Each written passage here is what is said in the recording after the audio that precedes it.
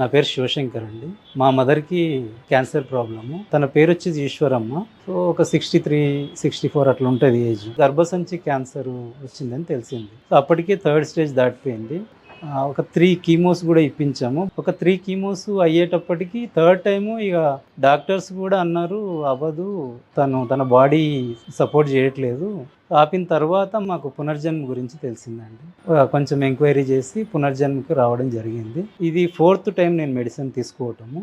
So ఫస్ట్కి ఇప్పటికీ చాలా రిజల్ట్ ఉంది. ఫస్ట్లో డెఫినెట్గా ఒక పర్సన్ ఉండాలి తనకి. అంటే ఆ కీమో ఎఫెక్ట్ వల్ల చాలా ఫిజికల్గా వీక్ అయిపోయింది. అంటే నేను బతకను అనే స్థితికి వచ్చేసిన తర్వాత ఇక్కడికి వచ్చిన తర్వాత ఎప్పుడైతే తను ప్రజెంట్ మా అన్నకి హెల్త్ బాగాలేదు, మా అన్నని తను చూసుకుంటుంది ప్రజెంట్. సో ఆ సిచ్యువేషన్లో ఉంది.